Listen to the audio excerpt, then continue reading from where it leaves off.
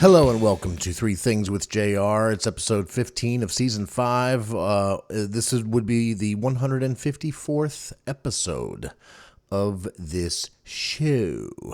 I am kind of physically exhausted. I spent the entire weekend in Lynchburg, Virginia, attending the Pro Disc Golf World Championship tournament. It is a 5-day tournament that crowns the world champion each year.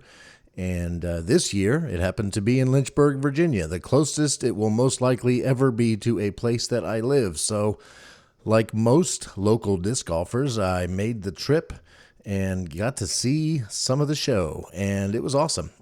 Some people went down for all 5 days of the competition.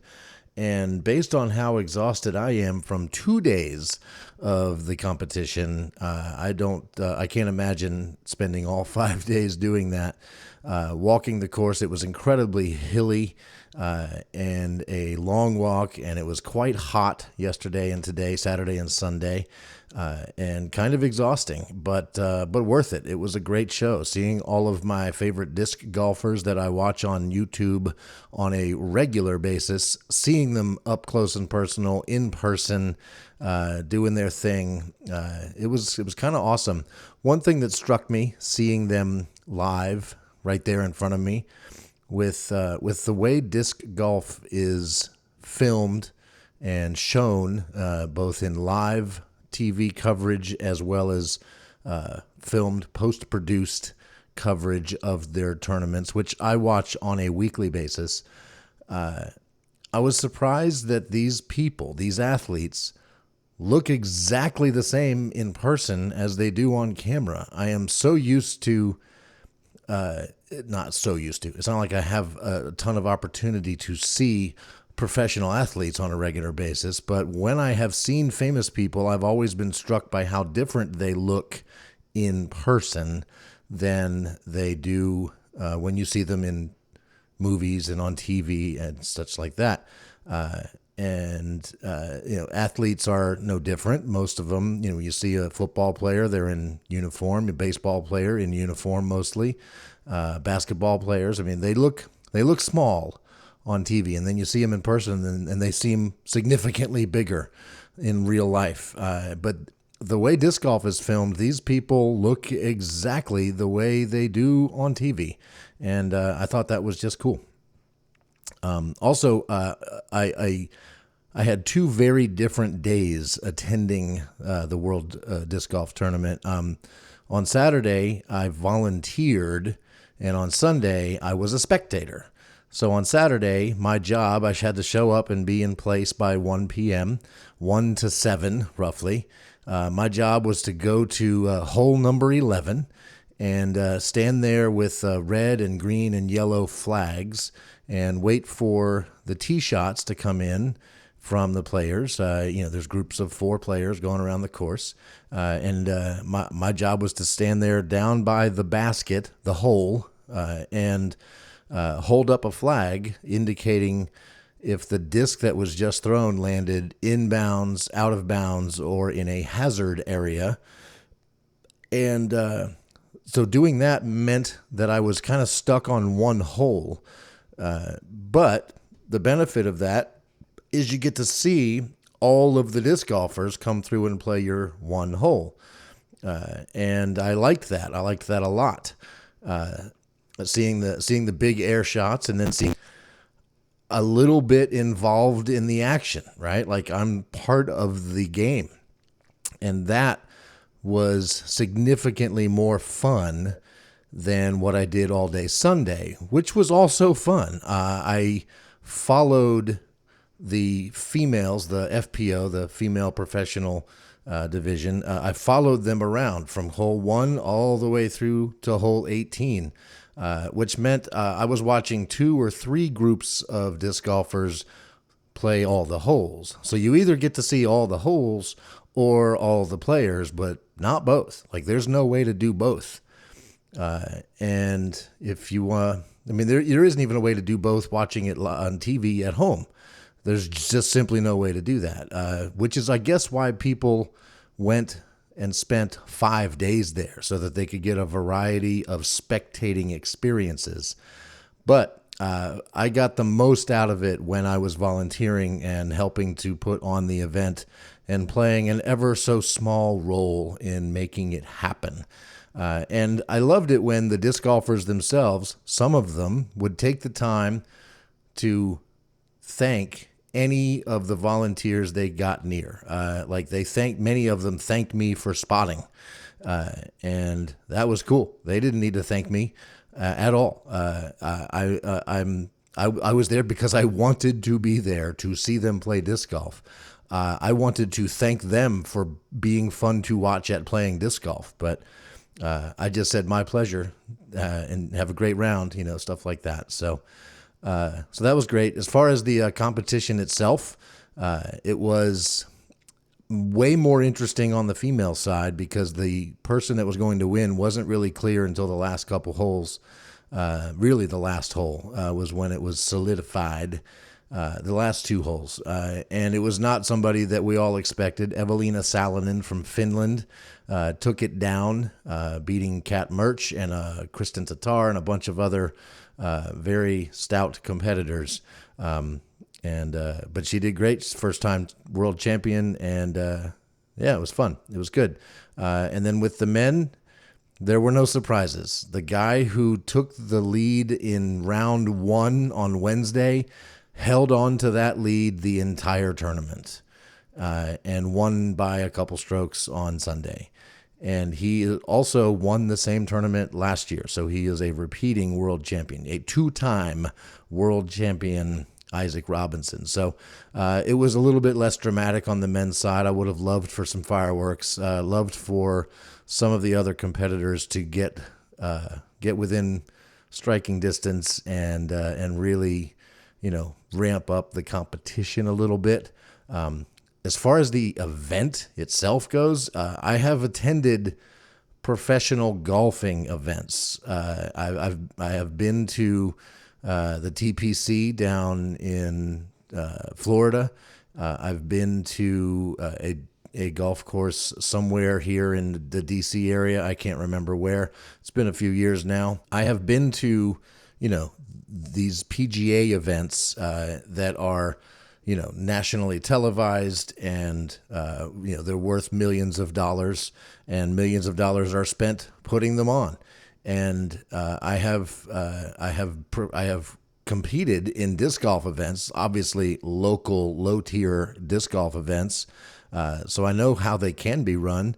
And seeing this, it was more like a PGA event than just some random disc golf tournament. It was incredibly professional, well run, and you would think that it was a millions of dollars affair that was going to be broadcast on national TV. And I think it's not far from doing that. Because that is how good the Disc Golf Pro Tour is at putting on disc golf events. So if you want to see any of this, if you're listening to this but you're not into watching disc golf, if you want to get into it at all, or at least just see what it is I'm talking about, check out the YouTube channel Jomez Pro. That's JOMEZ PRO, Jomez Pro. They do the post-produced content, which means each day when the competition ends, they take all of the footage from the leaders that were playing that day and edit it down so you can literally watch every single throw from the lead card or the lead 4 people and maybe a couple additional people all the way from hole 1 to hole 18. There's 2 videos, each the front 9 and the back 9. It'll take you about an hour and a half to watch the entire thing, but you don't have to watch the entire thing. If you just want to get an idea of the excitement around disc golf and see the crowds, just watch their coverage of the final back 9 of the 2024 Worlds Disc Golf Championship in Lynchburg, Virginia.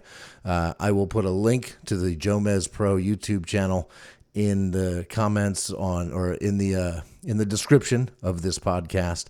Of course, it probably is easier just to type in JOMEZ PRO into Google or straight into YouTube, and you will find them very quickly. Anyway, Yeah, had a lot of fun. I played a lot of disc golf earlier this week, and then I watched a lot of disc golf this weekend. And I'm a little worn out from all of that sun and walking, and yeah, it was good. I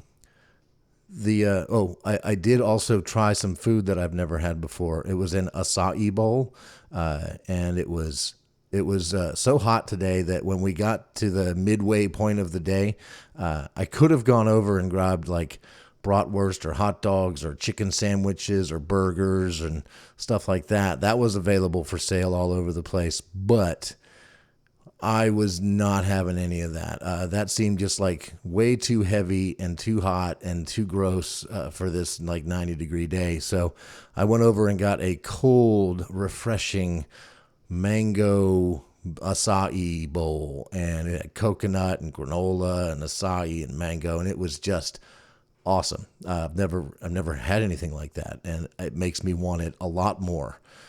My girlfriend Kiki eats at a place called Playa Bowls here in Charlottesville, and it's basically the same thing.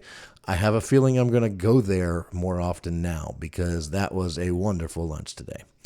Okay, that's it. That's the whole intro of the show. Let's get into some things. Thing number one.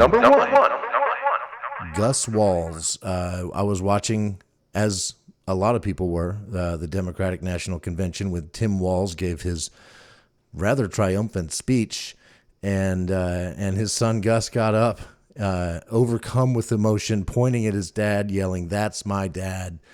And I couldn't help but literally instantly start crying, overcome with emotion myself. His emotion transferred through the TV straight into me. I felt every bit of that, and it was a joyous feeling.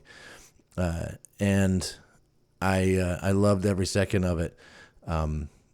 I feel like every father should strive to elicit such a heartfelt and genuine pride in their sons and daughters. It's easy to be like proud of your kids when they accomplish things. You helped make that possible, right? And that you can be proud of the things that they do.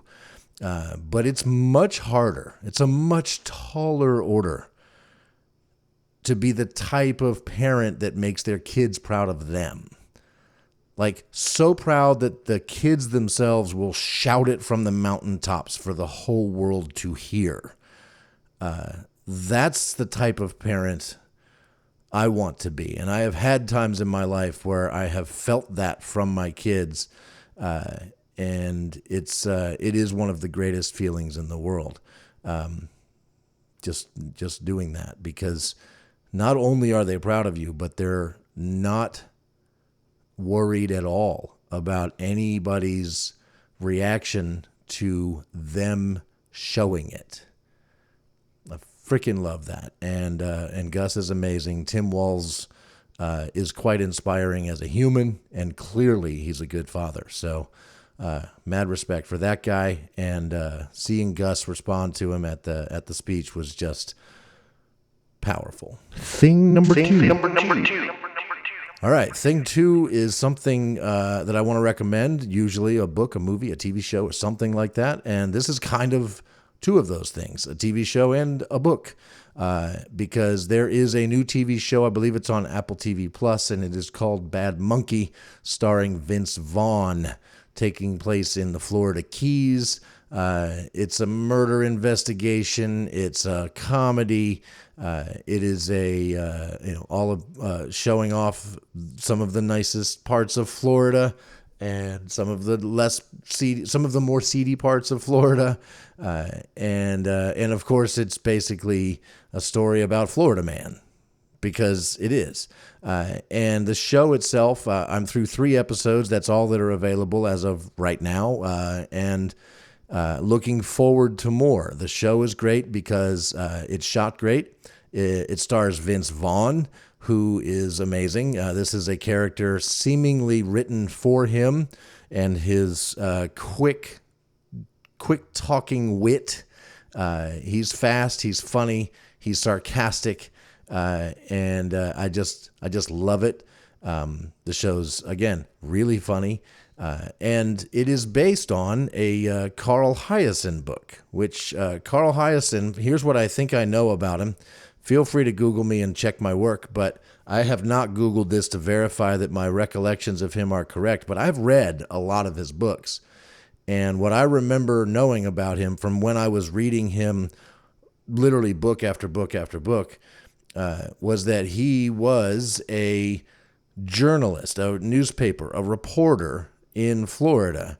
And he also wrote books. I don't know how much crossover time there was in his life, but he started writing fiction, and his stories are always full of very colorful characters and some seemingly crazy things happening. And like wild fiction, not like fantasy or wizardry or anything like that. Just some of the dumbest and craziest crimes, featured heavily in his books. Some of the most eccentric, crazy, good and bad characters featured in his books. The dialogue is always hilarious. And yeah, I just loved Carl Hiaasen books. And, what I remember him saying in an article or an interview, or maybe it was an introduction to one of his books. I don't remember where I saw this, but he loved to point out that as crazy as you think his books are, the stuff he reported on actually happening in Florida was even crazier. Like, he couldn't come up with stuff that would be crazier than the real life stuff that happens all the time. And I'm sure it happens in other states too, but Florida has cornered the market on crazy stuff. So these Carl Hiaasen books, they're a lot of fun. And this show is a lot of fun. Based on a Carl Hiaasen book, starring Vince Vaughn, well written in both cases. I'm actually watching the TV show, and I have gotten the book on Audible, so I am listening to the book, and so far we're fairly synced up. I am listening to it, and it's right around the same time as where the TV show is after 3 episodes, so it lines up pretty nicely, and they have done a really nice job so far adapting and capturing everything Carl Hiaasen put into this book. So if any of that excites you, check out the book Bad Monkey by Carl Hiaasen, written in 2013. Or if you would rather just sit on your couch and watch things, watch Bad Monkey on Apple TV Plus. There's 3 episodes out as of the taping of this episode of 3 Things with JR. Thing number 3.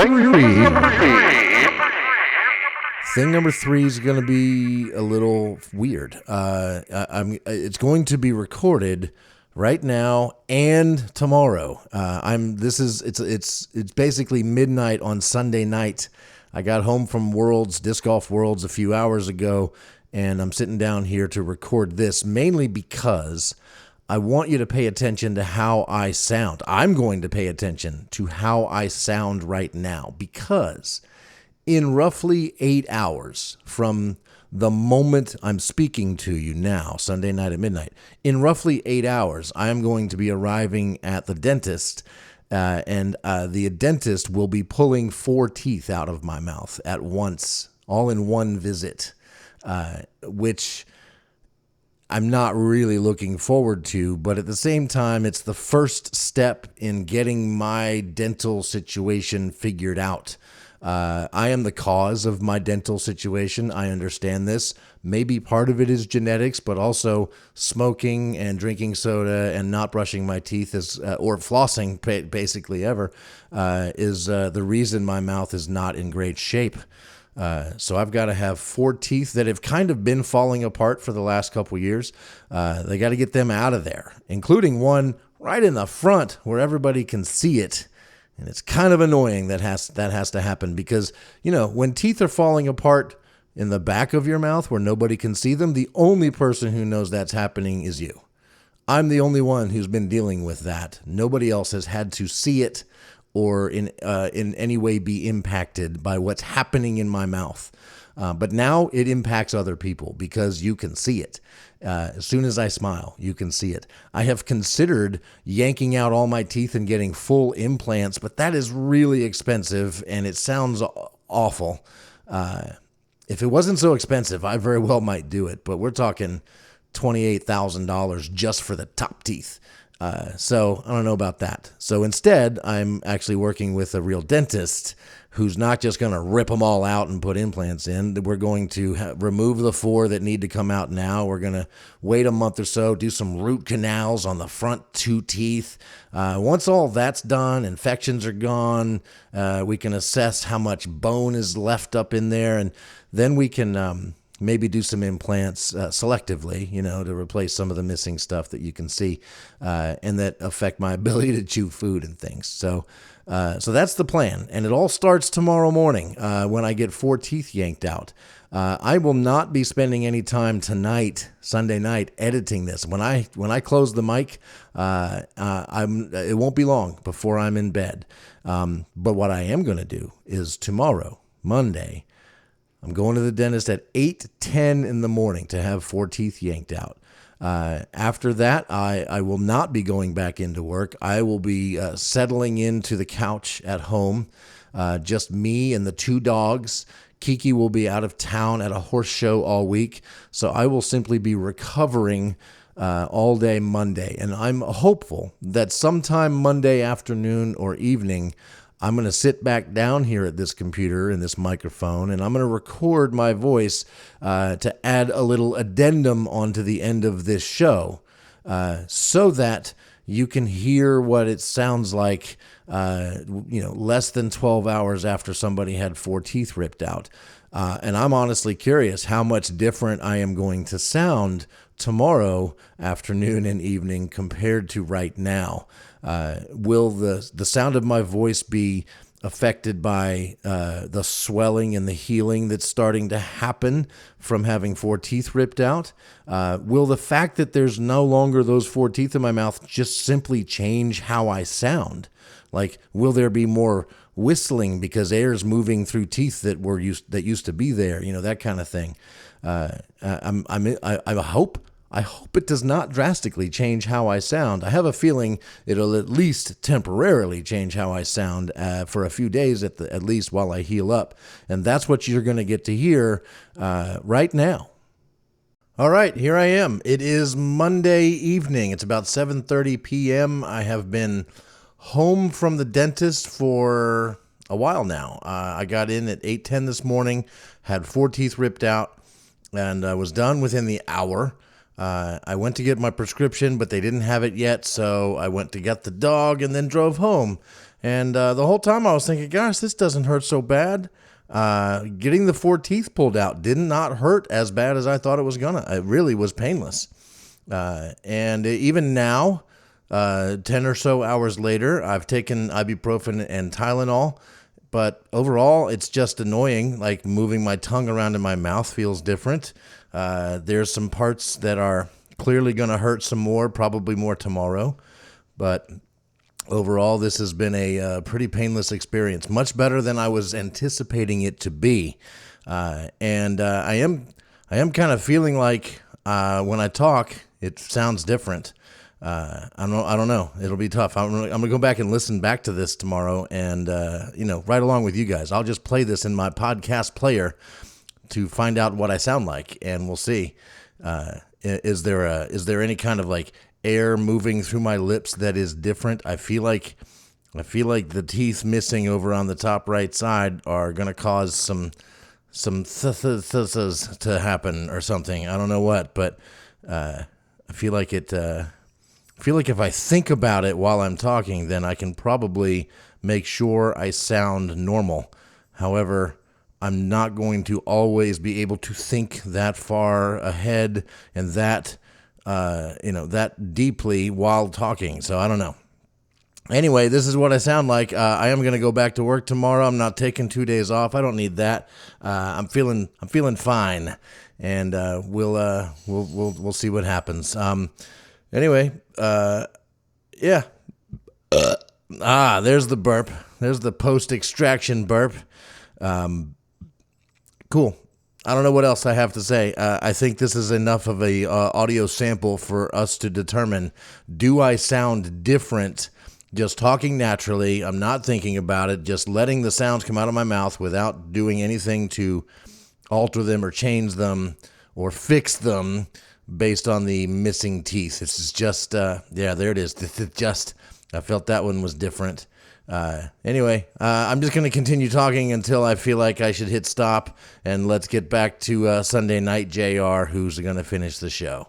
Yeah, it's time for that. So this is me back on Sunday night. I have no idea what you just heard as I'm talking to you now. I just know that you got to hear what it was like after I did the whole dentist thing. So maybe in a few more days or next week or next show, I'll record this again and put all three side by side. Like, what does it sound, before having 4 teeth ripped out? What does it sound immediately after having 4 teeth ripped out? And what does it sound like a week or two later?